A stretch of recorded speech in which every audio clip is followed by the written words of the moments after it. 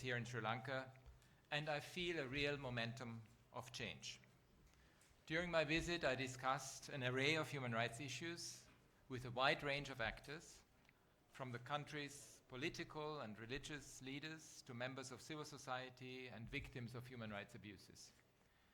My discussions helped me to understand better the challenges but also the opportunities that lie ahead for this rich and diverse as well as stunningly beautiful country. Above all, I want to acknowledge with deep gratitude the government's cooperation for this visit. Just over an hour ago, I met with the President, and earlier in my visit with the Prime Minister, as well as other ministers and political party leaders and parliamentarians from across the political spectrum. Our discussions showed a genuine openness to address complex issues. Here in Colombo, I also met the Chief Justice, the Attorney General, senior security official, the National Human Rights Commission, the OMP, the Office of Reparations, Office of National Unity and Reconciliation. So really a wide range of stakeholders. Throughout, I also had valuable discussions with representatives of civil society, and I heard heartbreaking testimonies of survivors and victims of human rights abuses. My visit yesterday to the recently reopened mass grave at Chemani was a compelling reminder that the past haunts the lives of many in Sri Lanka. I'm very grateful for the access granted, and at the site I had a chance to meet with a family who are still searching and still grieving for a loved one. They hope that his remains may be unearthed there even after all these years. And like thousands of others, they want closure after 30 years of not knowing. Victims groups continue to advocate for truth and justice for their missing, for their loved ones. And I heard from many mothers during my visit to Jaffna and Trincomalee, as well as victims of enforced disappearances in the south. A woman from the southern province whose husband disappeared in 1989, for example, said that she still, and she told me this morning, she said that she still goes from town to town searching, and that the tears of Sinhalese, of Tamil and Muslims are the same. I'm encouraged that there is a growing space for memorialization of victims, as I saw in Jaffna yesterday, for example, but I also heard that despite this change, the same old pattern of surveillance of human rights defenders persists. Civil society members are partners and allies in nation building and in development, especially when resources are limited. The legacy of the past presents a daunting challenge for the new government. I followed and been encouraged by the speeches of the President over the past few months, in which he has publicly recognized the shared pain and grief of individuals from all communities. It is important to build on this momentum and to translate it into tangible results so that the truth of what happened to loved ones is unearthed. Acknowledgement and truth-telling are important steps towards healing and closure, as are justice, reparation, and non-recurrence. Sri Lanka has struggled to move forward with domestic accountability mechanisms that are credible and have the trust and confidence of the victims. This is why Sri Lankans have looked outside for justice through assistance at the international level. Ultimately, it's the state's responsibility, and it is important that this process is nationally owned, and it can be complemented and supported by international means. My own office has been mandated to gather and preserve information and analyze violations and abuses, and has established a dedicated project for this purpose. I hope that it can support future accountability efforts, both here in Sri Lanka and internationally. The government has reopened investigations and prosecutions into some important cases, including the Easter Sunday attacks, and I encourage that these be advanced. achieving results in at least some long-standing and representative human rights cases would have a powerful, demonstrative, and confidence-building effect. Today, we also mark the International Day of Victims of Torture. Torture and sexual violence featured prominently during the conflict and are still reported today. Even though torture is criminalized under Sri Lankan law, complaints continue to be received of torture across the country. Therefore, security sector and police reform are critical, as there is much work to be done to address and end this systemic problem. I would like to also acknowledge the long-standing work of the Sri Lankan Human Rights Commission, with whom we have a strong relationship and partnership over many years, and it has indeed initiated a lot of important work, and especially with the police on custodial deaths. I also understand that a bill proposing decriminalization of same-sex relationships is before Parliament, and I hope it will be passed soon. I also call for the moratorium of the use of the Prevention of Terrorism Act and urge an expedited review and release of long-term PTA detainees and prisoners. Also, the Online Safety Act needs to be repealed. Women's and gender rights in Sri Lanka have seen both progress and persistent challenges in recent years. In the November 24 elections, 22 women were elected to parliament, doubling female participation to 9.8%, which is higher than in the past. But obviously, we need more, and we need the representation of women in public and political life. In the workplace, women still earn 27% less than men for the same job, but also we have heard from women how much they feel that they need to be much stronger in public life, and that their very specific concerns are addressed fully. The Muslim Marriage and Divorce Act also needs to be amended to bring it into line with international human rights law. In 2022, Sri Lankans, particularly the most vulnerable, were hit by the worst economic crisis in living memory. I was particularly distressed to hear accounts of the extreme hardship faced by those working on plantations. And it is important that their needs, including access to land, to housing, to improved wages, are met. Popular demands arising from the 2022 Aragalia protests called for action on accountability for corruption and economic mismanagement, and I'm encouraged by the work the government is doing in this regard, and I hope that this wave of hope and change carries forward. This can be the basis for a new social contract. There is indeed an opportunity even to transition to a human rights economy, one that looks beyond economics and focuses also on the main causes of societal problems and addresses issues such as inequality, injustice, and unsustainable practices from the past. During my meetings with religious leaders, I stress the pivotal role that they have in promoting human rights and interfaith understanding. This is a key ingredient for a peaceful, harmonious, and ethical society. In a world where hate speech and incitement on religious grounds are becoming increasingly commonplace, and this is a phenomenon that we see unfortunately all around the world, I urge the religious leader of this country to use their influence to stamp this out.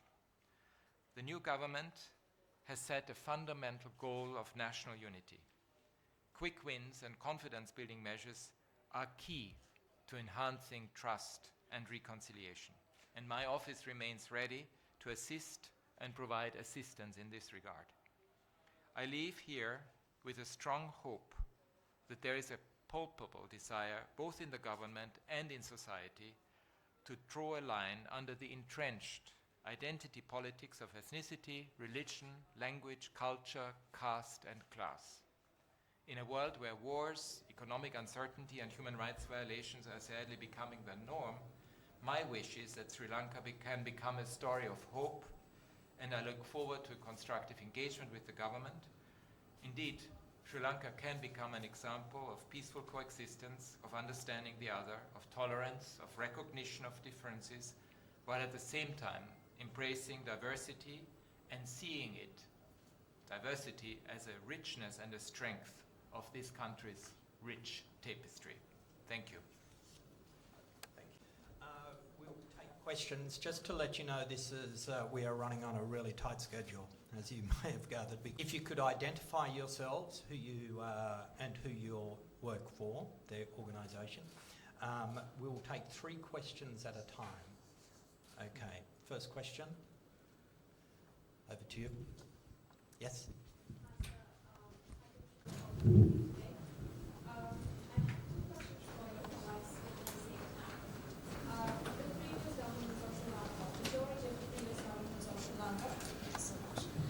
Majority of the previous governments of Sri Lanka did not extend their support for the resolutions drafted by the UNHRC as well as the OHCHR regarding the human rights violations that took place in the country.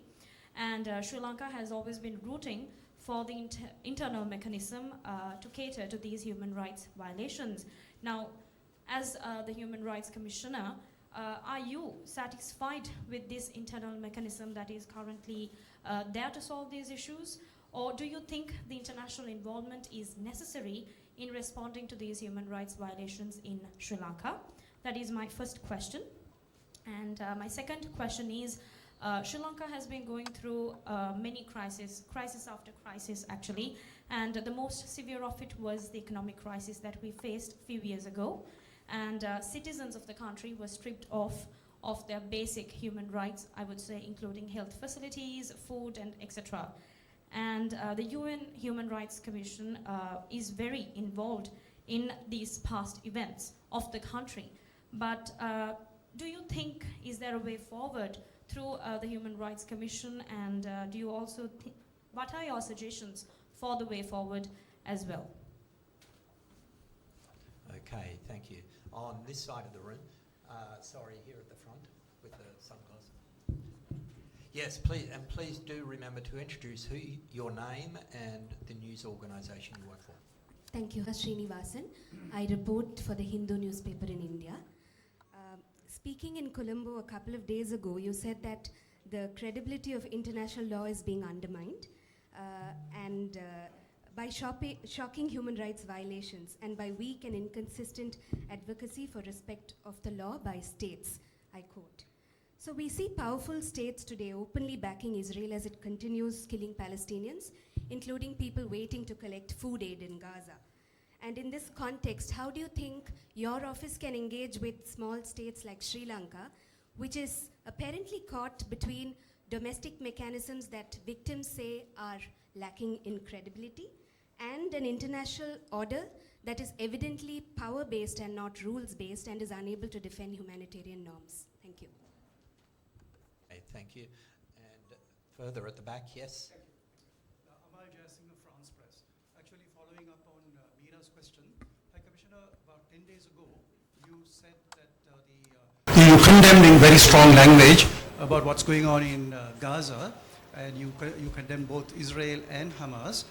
Since your statement 10 days ago, the number of daily killings have actually escalated. So I'd like your reaction to what's going on right now. Thank you. The first one, I mean, the question that you asked about domestic accountability mechanisms and international concern. It is important that domestic accountability mechanisms are actually functioning, and this was part of the discussions that we have had with the government, precisely, for example, how to create independent prosecutor, how to build up a domestic accountability system. And what I offered is precisely not only to support this, but also to make sure that it is informed by international practices that we have from around the world to build up accountability mechanisms that respond to the needs and aspirations and expectations of the victims. And it has to be always very victim-centered. And that's a process that is currently ongoing within the country. of course, human rights always remain a matter of international concern, not just here in Sri Lanka, but everywhere else in the world as well. On your second issue, I mean, economic crisis obviously has hit Sri Lanka enormously. I remember in 2022 when we followed the events. And for me, human rights is also an issue that needs to look at economic issues. Of course, we have, because we don't only have civil and political rights, we also have economic, social, and cultural rights. And economic and social and cultural rights are very often the backbone of economic systems or fiscal decisions that are taken. So it is important to enhance the understanding that economics and the way the economies work are informed by human rights obligations that the state has.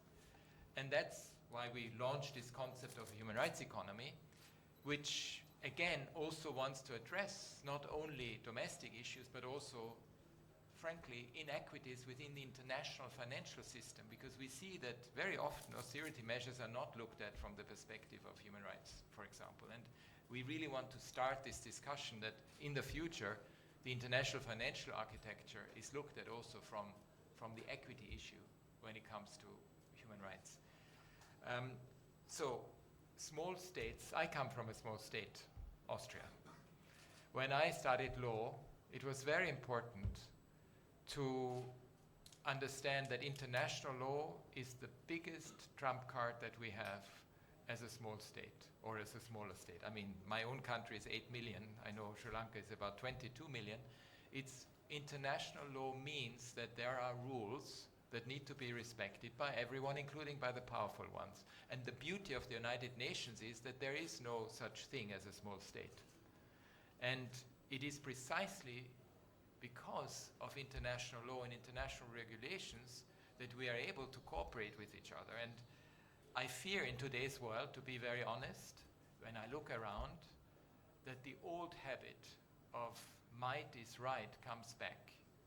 And it is very important to remember why we have not only the United Nations Charter, but also what the advantages are of this charter, including what it gave birth to, the Universal Declaration of Human Rights. It is fundamentally about how societies not only work within among themselves, but also how they interact with each other. And this has incredible positive and influences every life. Without international law, we wouldn't be able to travel, we wouldn't be able to trade, we wouldn't be able to do so many things. So that's why it's important that there is a new realization of the importance of multilateralism and the United Nations. And indeed, small states really depend on it more than perhaps some of the powerful states, but also powerful states depend on it. They may not know it at a certain point in time, but of course they also depend on how to regulate international relations in an amicable way. Look, I've been absolutely clear about the situation in Gaza, and we have, in fact, earlier this week, we can share this with you, we have about now, as of the 25th of June, we have actually 598 reportedly killed in total as a result of them trying to access the Gaza Humanitarian Foundation, I mean the distribution points that are installed within Gaza. And I have to say, when it comes, it's heartbreaking to know that people who need humanitarian assistance almost risk their lives in order to get food or material assistance. And it's really extremely distressing to see that militarized humanitarian assistance schemes have emerged. They are not a response. What we need, again, is a ceasefire, release of hostages, and an all-out effort to get humanitarian assistance into Gaza. Thank you. Yes, I'll take a question from... Yeah, I have two questions for you. I'm Faisal Shahid from the Sunday Morning. And the two questions, I'll keep it short and simple. The first one is on the PTA, the Prevention of Terrorism Act. You hadn't discussed it during your briefing here, but I would like to know, because the government has repeatedly stated that they want to abolish it or else replace it. But we've seen in the past 6 months that more and more arrests have happened, and there's no, even though there's claims of amendments and talks of repealing it, there really hasn't been much development coming from the government. So in respect of that, I would like to know your views and what your investigation of that is. And secondly, you also said that police reforms are necessary. So I would like to know what reforms you're talking about. Thank you. Thank you, and we'll go this side of the room now. Thank you. Up. Yeah. Sri Lanka has consistently... Can you identify yourself, please? Sorry. Tharushi Veerasinghe from the Sunday Times. So Sri Lanka has consistently opposed the Council's accountability project so far, yeah? And with what's happening in Gaza and Israel as well, why should Sri Lankans feel confidence in, the ability of extraterritorial and universal jurisdiction to actually contribute to the long-term stability and reconciliation of, what we are recovering from here?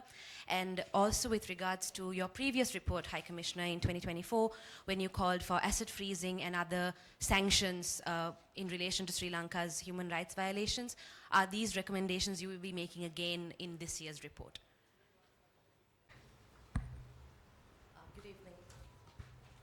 High Commissioner, I'm Indivari from Adaderana.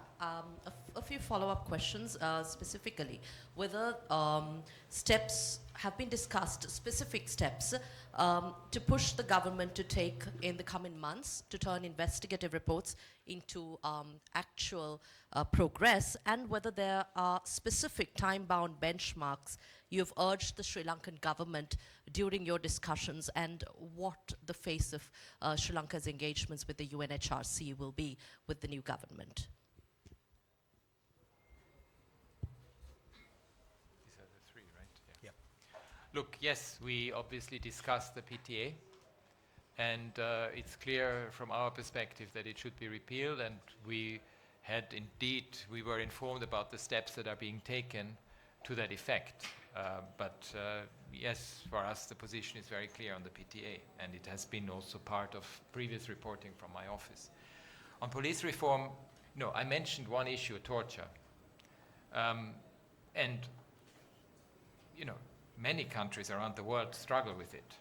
It requires a very consistent effort of independent mechanism of complaint, so that people can come forward when they are confronted with it. I mean, it also, as I mentioned, we have a very strong relationship with the National Human Rights Commission here, and they have a lot of expertise when it comes to this, and these are the type of mechanisms that need to be strengthened, so that they are part and parcel of, for instance, security sector reform, and in particular the police.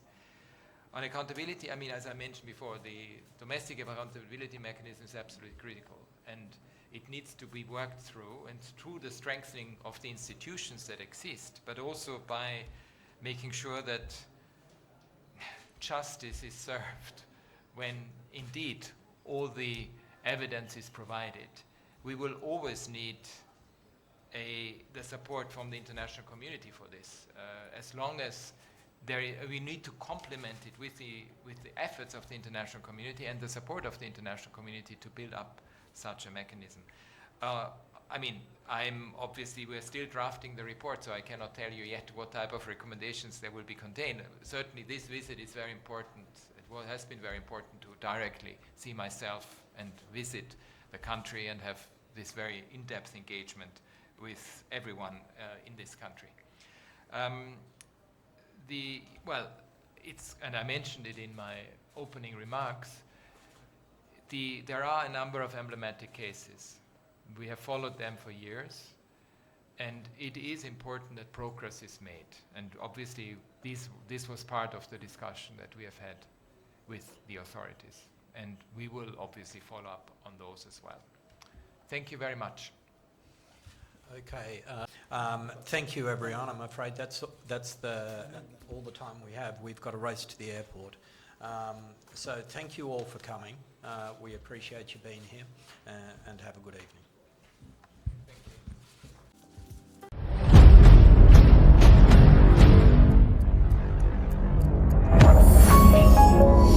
You're watching the Lifetraveler channel.